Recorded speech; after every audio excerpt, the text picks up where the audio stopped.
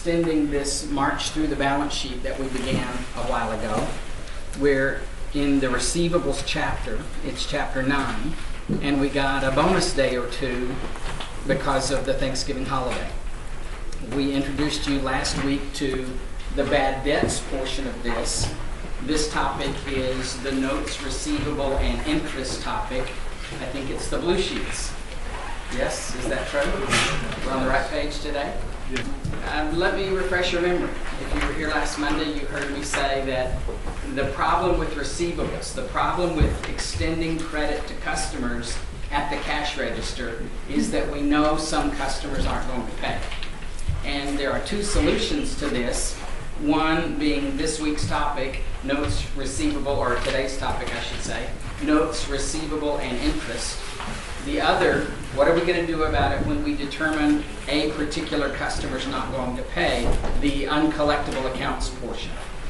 Last Monday we talked about the bad debts portion, and that's the most significant part of the chapter. That's the important part, and it's all important, but that's the most important.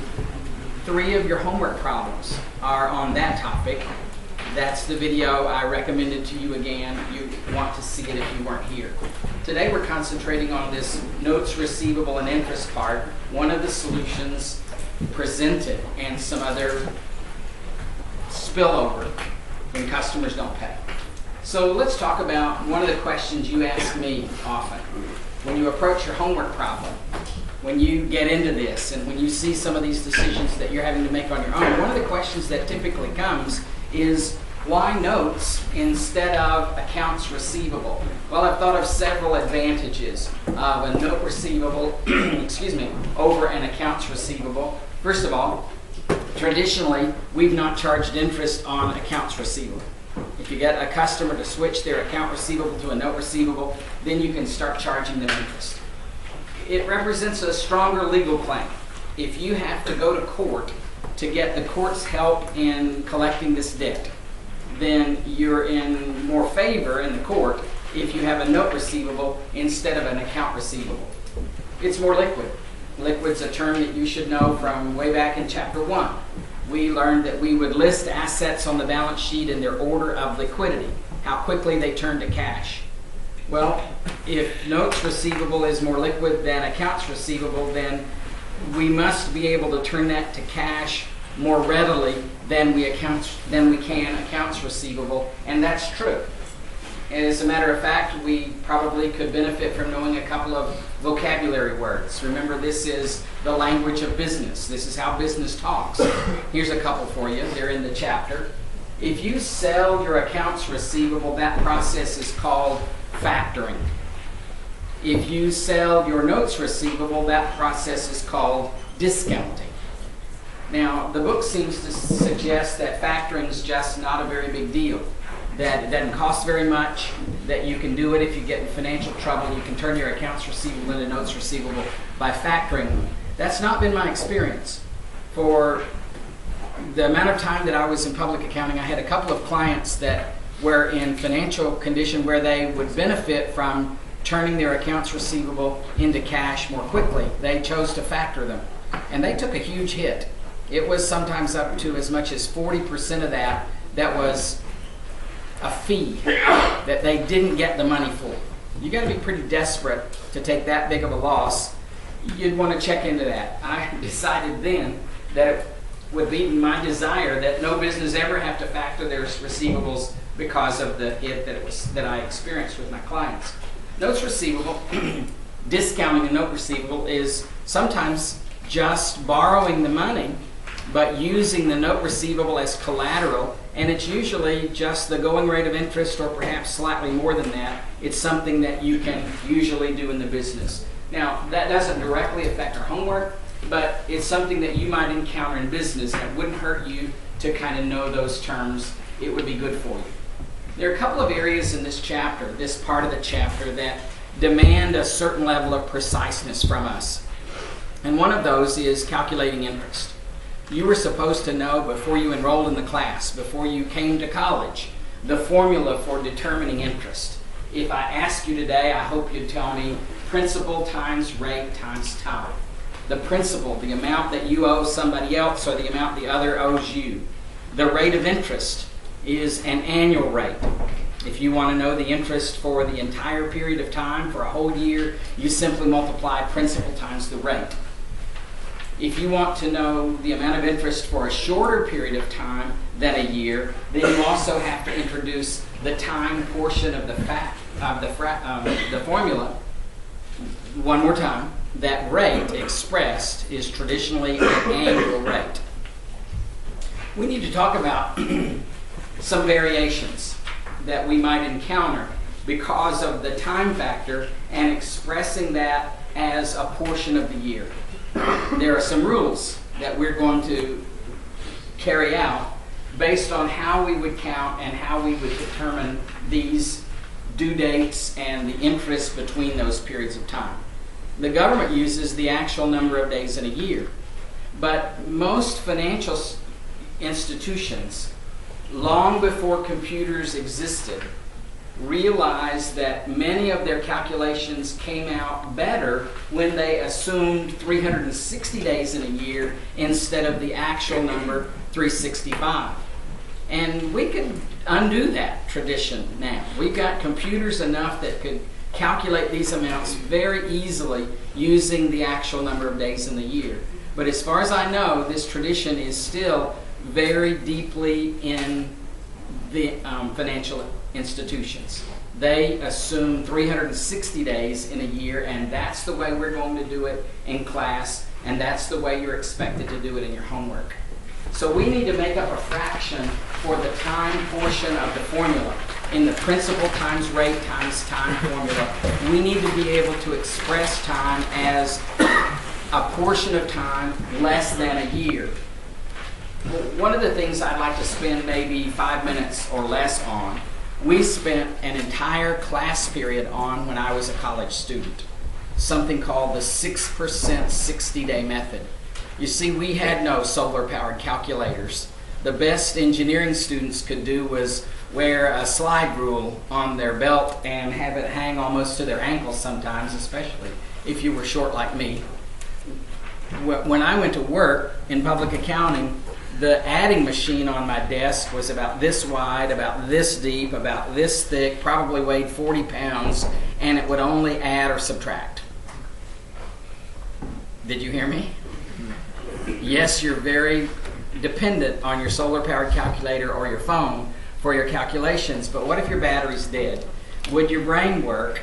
Would you benefit sometime from this method? I think you would. It's a very simple thing. I'd like to show you that and ask you to think and not just accept answers that computers give you or calculators give you.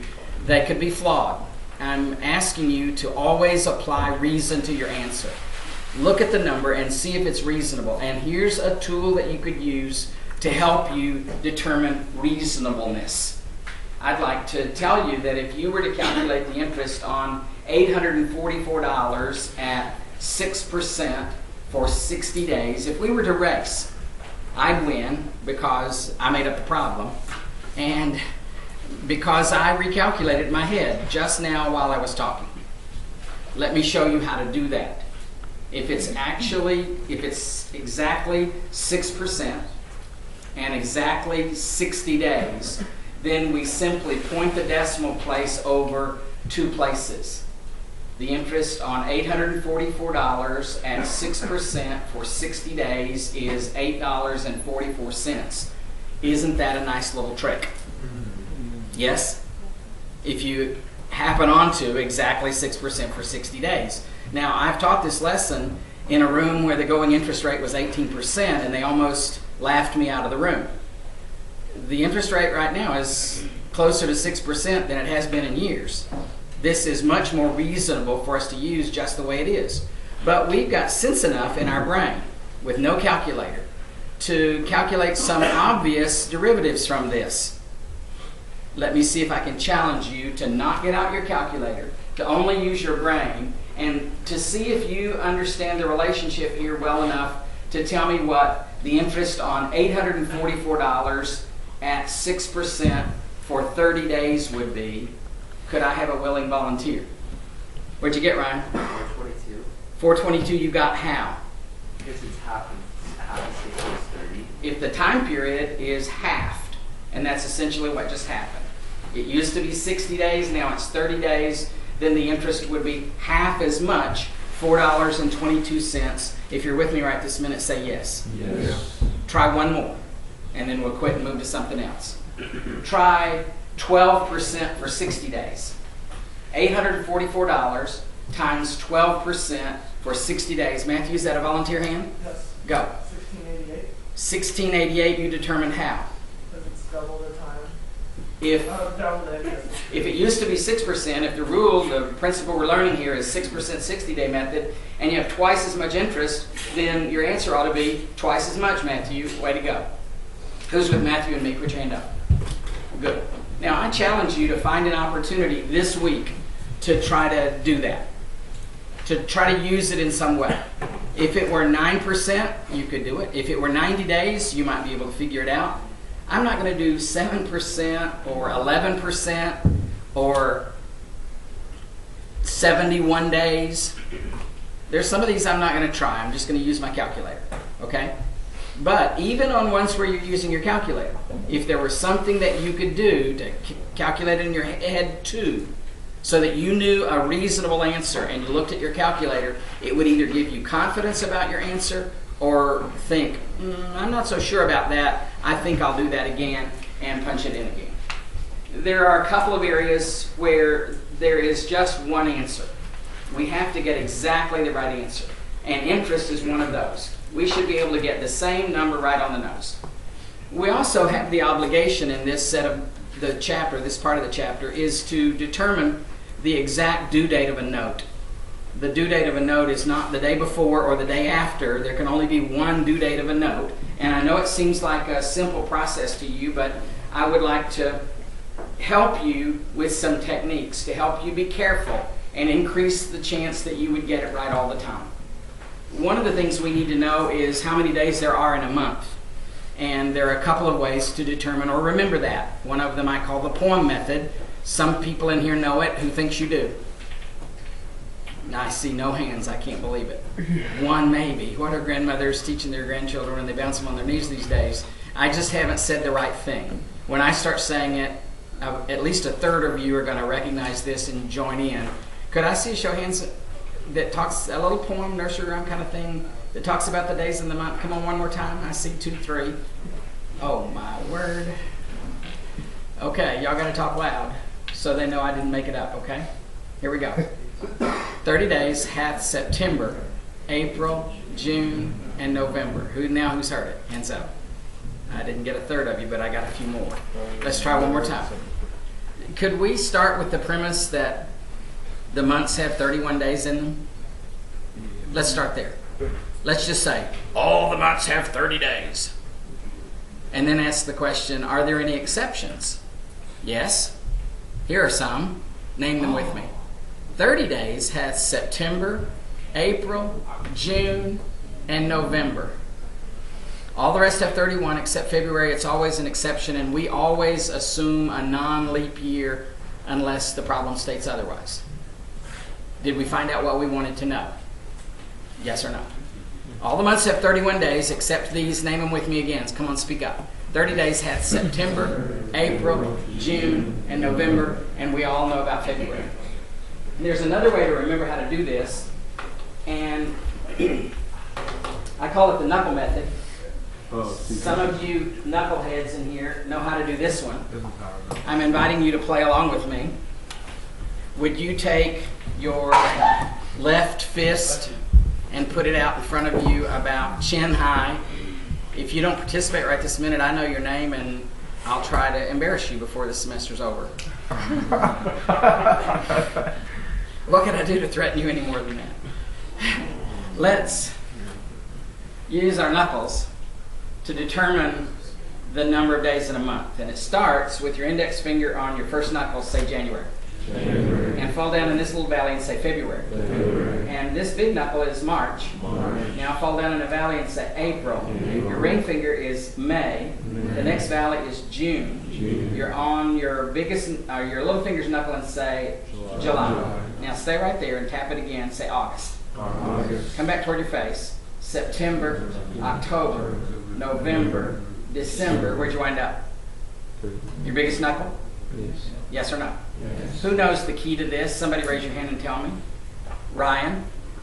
Your knuckles represent the months that have 31 days, and the areas between your knuckles represent the months that either have 30 days or February. The high ones are the high numbers, the lower ones are the low numbers, a student said to me a few years ago. That's okay. Did y'all hear the key to this?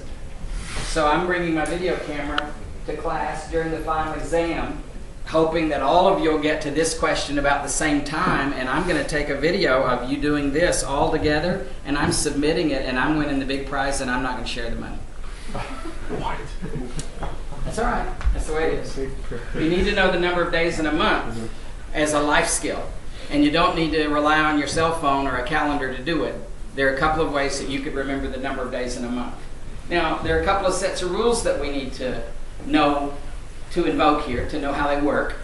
One, if the note is stated in days, and one, if the note is stated in months. They're different rules. Stated in days, stated in months, we need to know how they work so we can get it right all the time. The best way to show you this is by a couple of examples, and the more you participate in this, the more you'll understand it, and the more likely that you would get it right on your own when you had to. Let's answer the question. When would a 60-day note dated August 17th be due? Well, this is in days. It's a 60-day note. When it's stated in days, we count in days. And the first thing we need to determine is how many days are there in August. 30 days has September, April, June, and November. It's not February, so it must have 31. Get out your knuckles. Come on, let's do it. One more time. January, February, March, April, May, June, July. Stay right there. It's August. Is it a peak or a valley? It's a high number. How many days does August have? 31. You know, you can do this lots of different ways, but my point is when you're deliberate, you're more likely to get it right or discover your mistake if you're wrong. If you do it in your head, if you do it on your calculator, if you do it someplace else, you're more likely to make a mistake or not catch your mistake. Be deliberate about this. You need to get it right. So let's start with the 31 days in August and learn that in the financial community, the agreement is, the tradition is, that they do not count the first day and they do count the last day. We round to the nearest whole day. So you could borrow the money at 4 o'clock in the afternoon on the first day and pay it back at 8 o'clock on the due date, not have it that day. They're still going to charge you for one or the other of those days. The tradition is we do not count the first day. And we do count the last day. Even if you pay it back at 8 o'clock in the morning, we're going to be charged interest that day.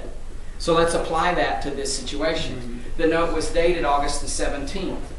How many days in August are we not counting? Of these 31 days in August, which ones don't matter at all? Say something quickly. 17 days we're eliminating completely. And we are left then in August with 14 days. So the question is, can I add all the days in the next month without exceeding the total I'm trying to find? What is the next month?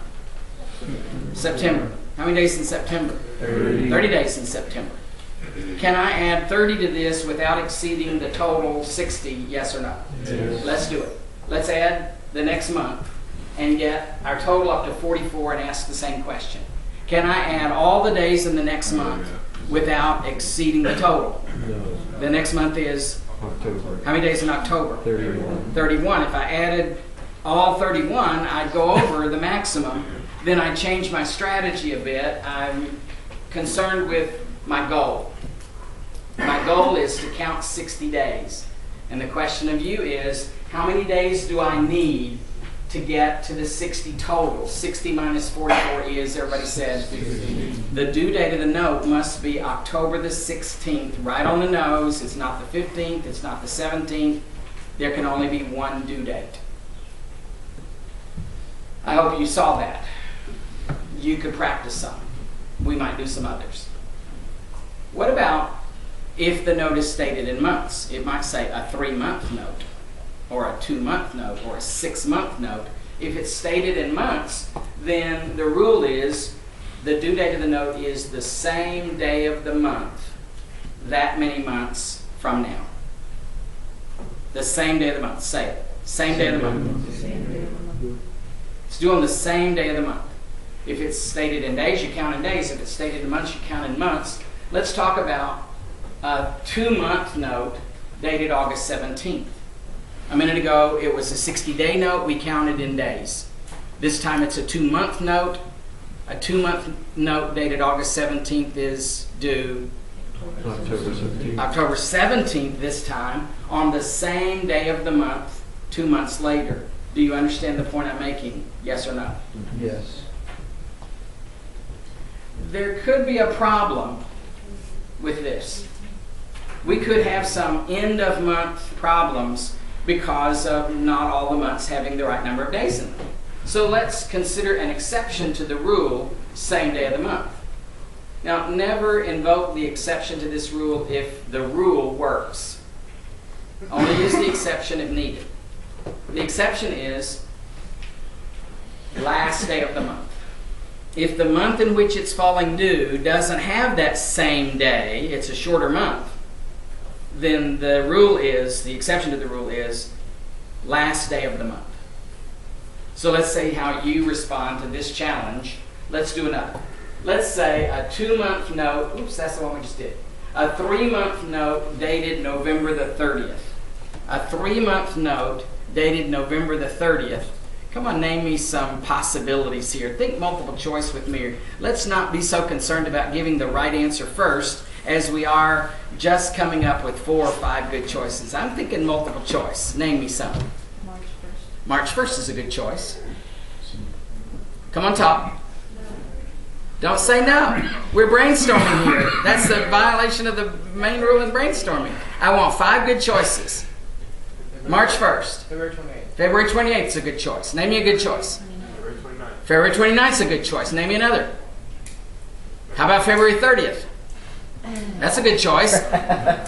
You like those kinds of answers, don't you? Come on, give me one more. Then I'm going to say no. I wanted to be reasonable in this. I wouldn't have said no if you hadn't been the one that said no. Did you hear the right answer, yes or no? Yes. Can we do the same day of the month rule? What's wrong with same day of the month? A 3-month note dated November 30th would be February 30th. I suggested that. You didn't like it.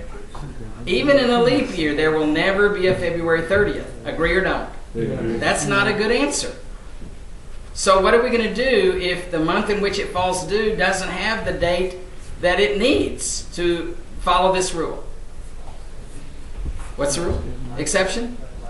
Last day of the month. The right answer must be February 28th. If it's stated in days, you count in days. If it's stated in months, you count in months.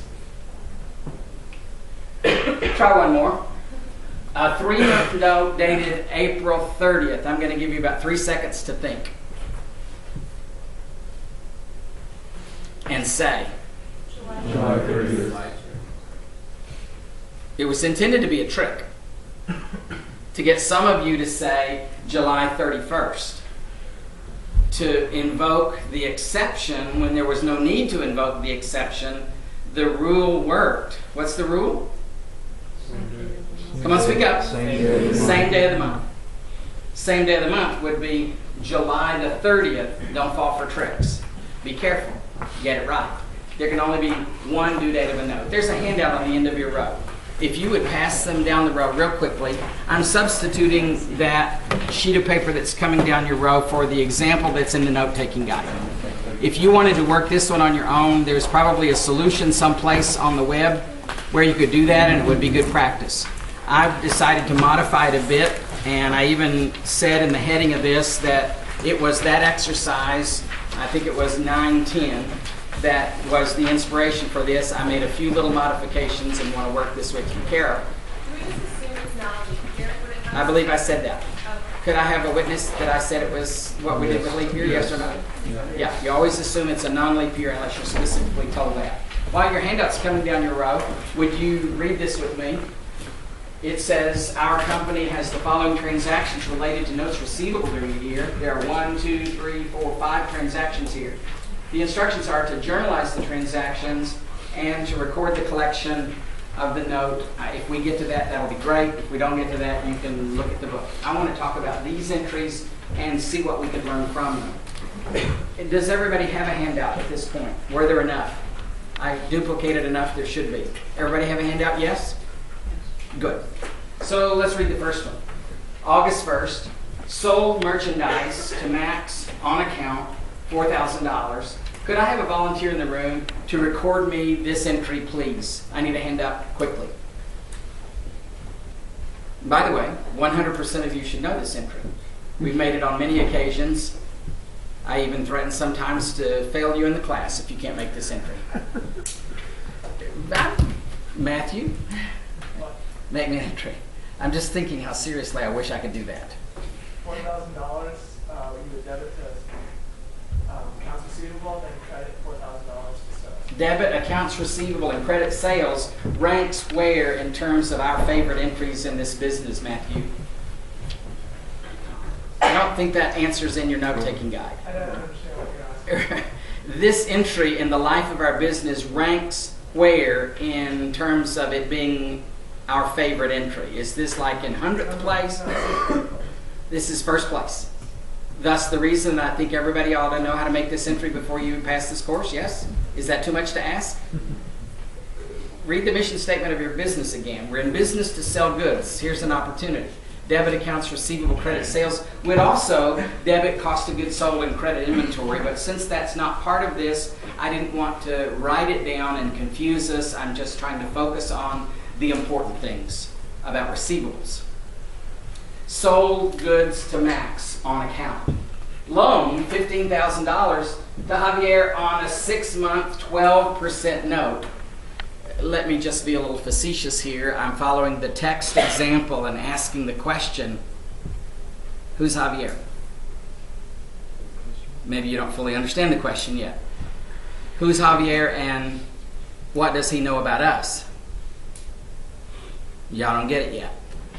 So take a field trip with me to Walmart real quickly. Are you there? Are you there? Yeah. Mental field trip. Get with the program here. I need you to be there. Are you there yet? Now, you just stand there in a little group and be real quiet. I'm going to go over and approach a manager. Hi, I'm Ray Gregg. Could I borrow $15,000 from you? To which the manager would respond how? No. He would laugh me out the door, he would find the straitjacket, or he would direct me to the bank that's inside Walmart. If you want to borrow money, go to the bank. Don't go to Walmart. If you didn't get the idea here, let's go one more time. Let's go to Woodland Hills. Are you there yet? Are you there yet? Yes. Let's go into Dillard's, men's department. Let's just browse around a little bit, see if there are any good sales. And let's find a clerk that works in the men's department at Dillard's. Hi, I'm Ray Gregg. Could I borrow $15,000 from you? And the guy at Dillard's is going to respond how? I can't hear you. No. I don't think it's just going to be a simple no. I think he's going to call security. You want to go to Sears? Shall we, or did you get the point? I repeat the original question. Who's Javier, and what does he know about us? We're a merchandising concern. Would this happen in the normal course of business in our firm? Yes or no? I don't think this is going to happen. But the book, in their creativity, is attempting to come up with some possible ways that notes receivable could get on the books. I guess in our wildest dreams we might loan money to somebody, but that's not our job typically. I like the entries about selling goods to people. I'm not real thrilled about the one loaning money to some stranger. Let's debit notes receivable and credit cash, and we've gotten we got our first note on the books. Here's a note receivable. It's an asset. It's what somebody owes us. In this particular case, they promised to pay us back in 6 months with interest. Are you with me right this minute? Say yes or no. Yes. So let's read it up. Oh, what about the interest on this note? Do we record the interest now? Well, that reminds me of something else we encountered earlier this semester. In fact, I'm going to use the same slide to make my point. At that point, we were talking about the discount and whether you took the discount when you bought the goods or not at the beginning of this timeline, or whether you sold the goods or not. And we learned that we took the discount within 10 days if we paid or received the money on time. And the same is true here. Typically what happens on a note is that the interest accrues, and at the end, when the customer pays us, they pay us the full balance that they owe us plus the interest that has accrued over time. We don't record the interest up front. We record it at the end, or we update it if we're about to prepare a financial statement. And that's one of the main points of this problem. Let's see if we can get there. October 2nd, sold goods to Armin Hender, receiving a $9,800 120-day 6% note. Can we sell goods and get a note at the time? Is this a normal transaction, or is this like Javier that I went on my rant about? Could this happen? Yes. I think it could. At a car dealership. Don't they finance it sometimes right there on the spot so they would accept your note? If I went into Sears today and tried to buy a washer dryer, tried to use my Sears credit card, there's a good chance that the person at the cash register would offer me the opportunity to have an extended payment plan, maybe a reduced interest rate, and the paperwork that I'd sign would be on 8.5 by 14 legal sheets of paper, and the fine print would be really teeny. Yes or no? I could sign that note at the cash register and buy that washer dryer or that refrigerator, or other industries do the financing right on the spot. Yes, this could happen. It's debit notes receivable this time, and credit sales, our second favorite entry, I suppose. Right, Matthew? We like selling goods. And because we sold goods, we'd also update the inventory. Debit cost of goods sold and credit inventory, which I didn't want to confuse you about, but I felt an obligation to at least say it, mention it. That's not our primary focus. Our primary focus is about the receivables that are coming onto the books because of the transactions into which we enter. Let's do another. Now, there was an entry back at the beginning of this exercise, the very first one we did, where we sold Max some goods. Remember that entry? Say yes or no. Yes. And that was what date? August the 1st. And what is today? December 1st. So August, September, October, November. 4 months have passed, and Max has paid us how much over these months? Apparently nothing. Is Max our best friend right this minute? Max is clogging the wheels of our company. We're having trouble paying the rent. We're having trouble paying our employees. We had to pay for those goods already. We need that money. Max is gumming up the works. Now, shall we write Max off and forget him? Or shall we negotiate with Max and say, hey Max, any chance we could get you to sign a note for that account receivable? Why would I have him do that? I think I answered that question at the very beginning of today. Because we could earn interest. Because it would be more liquid. Because it would be a stronger legal claim if we went to court. You saw that slide during this presentation already. Why would we want to convert an account receivable to a note receivable? There are lots of reasons. Let's see if we can get Max to sign a note in exchange for his accounts receivable. Would you venture a try at this entry? Somebody in here make me that entry. Jesse? Would it be debit? That's a question, Jesse. Debit notes receivable and credit accounts receivable? It is, Jesse. Good. Thank you. It is debit notes receivable, credit accounts receivable for this $4,000 that he owes us. What have we done, class? He doesn't owe us any more on account receivable. Now he owes us a note instead. We've swapped one receivable for another. Are you with me right this minute? Say yes or no. And We can earn interest on this one. We can discount it. We can take it into court if we need to. There are all sorts of advantages that come from this. At December 31st, we're about to prepare financial statements. To ignore this would mess up both financial statements. In the next few minutes, we need to make the calculations to accrue the interest on these three notes up to the date the financial statement is to be prepared, up to the 31st of December.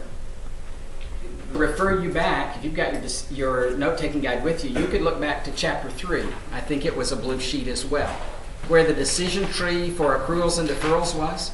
If you follow the path down the decision tree for accruals and then accrued revenue, you would see a choice, oh, I'll just borrow yours, may I? Let's do it this way. So you thought you'd never use this again in your whole life, didn't you? I had higher expectations. Are we talking about an accrual or a deferral? The instructions said, accrued the interest on all the notes. This must be an accrual. This decision tree is intended to help you answer the question, what adjusting entry do I make at the end of the year? It depends on whether you're recording expense or revenue. Which are we recording right this minute? Everybody that knows said we're recording revenue.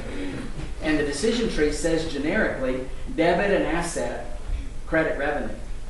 Let's see if we can give better names for that in this circumstance.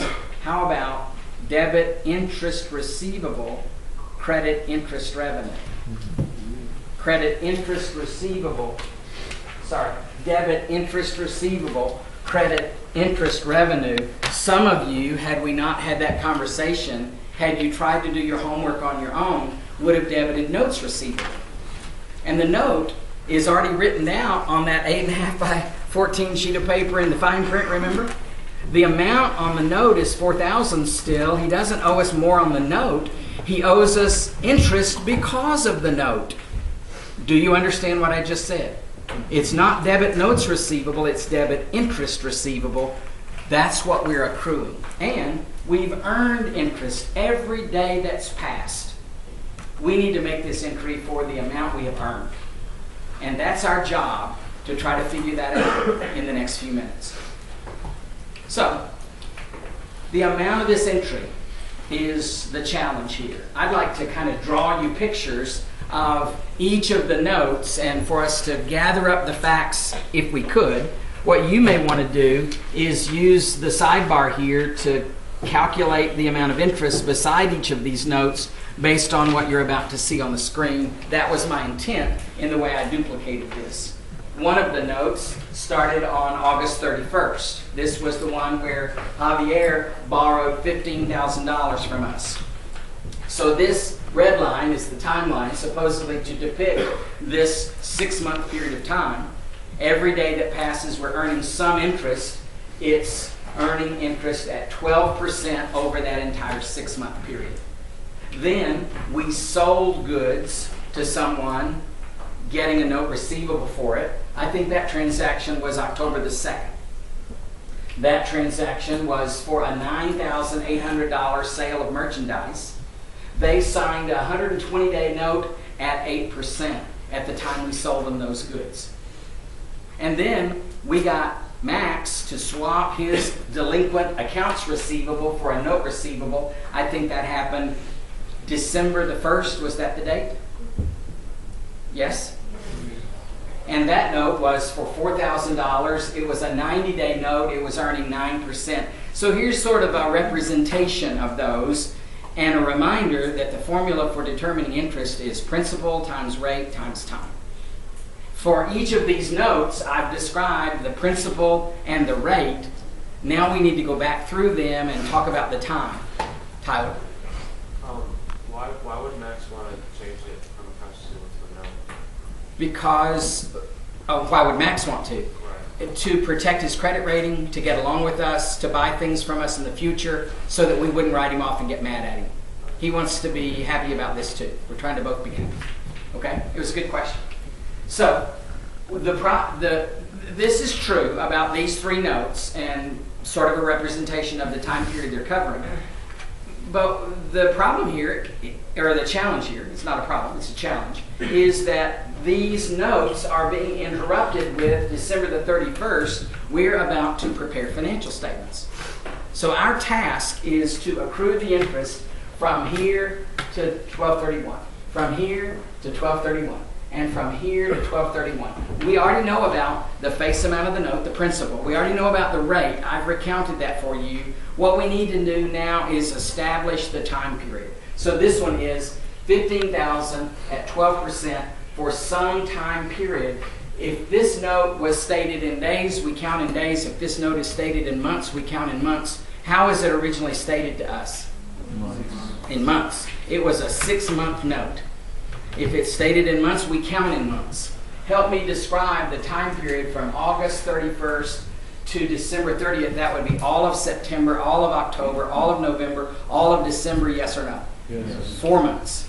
So we're going to say this fraction is 4/12. I know, I should reduce it. But if I reduce it, then you wonder where it came from. 4/12 seems glaring. That's the number of months as a portion of the year.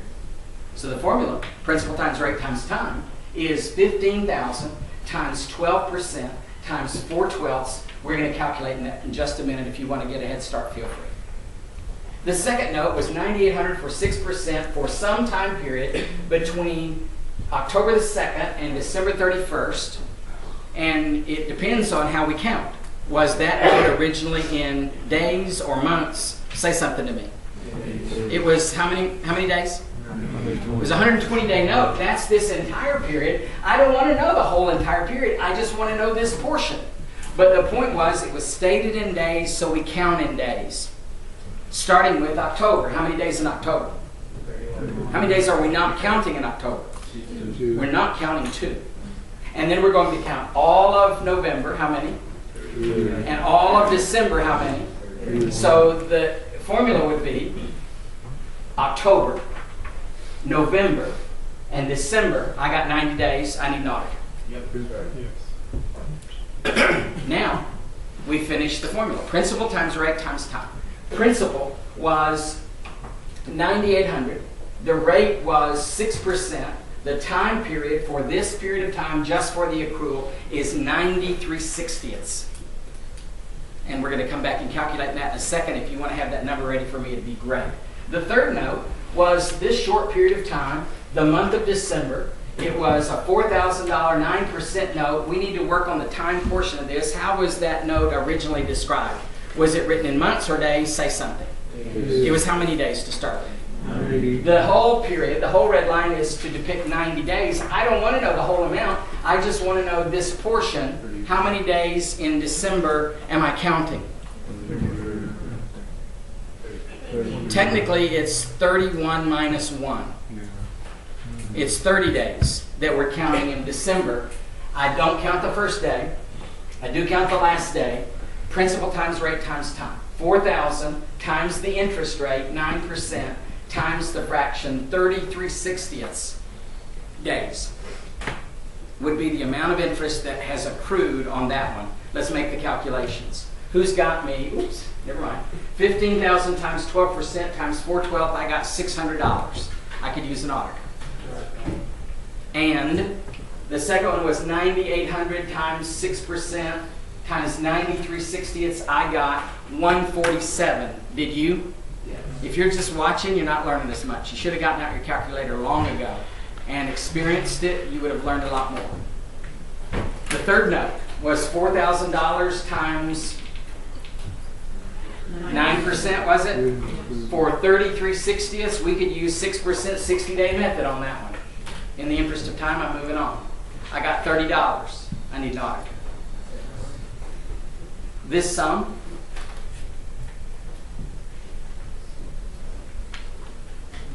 I guess I made up this problem.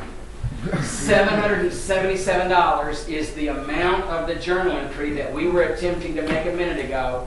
$777 is debited interest receivable, credited interest revenue. That's the amount of interest that has accrued up to the preparation of the financial statement. Doing nothing messes up both financial statements. Making this accrual adjusting entry makes both financial statements better. the pattern I'm following from the textbook example also asks the question, if Javier paid you at maturity, what entry would you make? Javier borrowed $15,000 on a 6-month note from us and then pays us off 6 months later. Well, one of the things we need to know is, when is later? When is the due date of this note? It started on August 31st. It's due six months later, which would be same day of the month? February the 31st? What? February 28th. That was the lesson we talked about today. February the 28th. Same day of the month, exception, last day of the month. So we've got principal times rate times time. We want to do 15,000 for 12% for 6/12 and make the entry to record the collection from Javier. Javier's paying us money, debit cash. Javier's not going to owe us the note any longer. Get rid of the notes receivable. Javier's also paying us the interest that we've earned during that 6-month period of time, credit interest revenue. The notes receivable he's paying off is for $15,000. Anybody done the math on 15,000 times whatever rate it was times 6/12, Ryan? $900 is the amount of the interest for that period of time.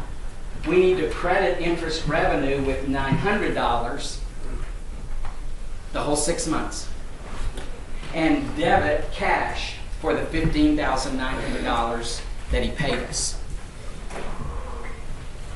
Sam? Since you already credited interest revenue,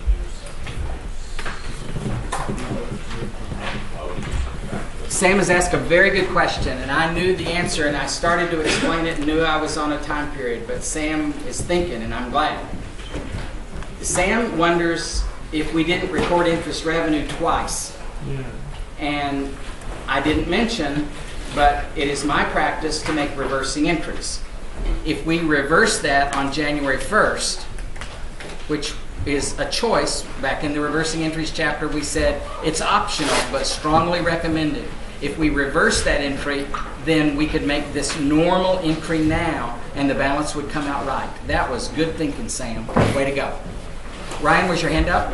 That was just about the same person. Who's taking something with you in your brain today that you didn't arrive with? Hands up. Have a nice day.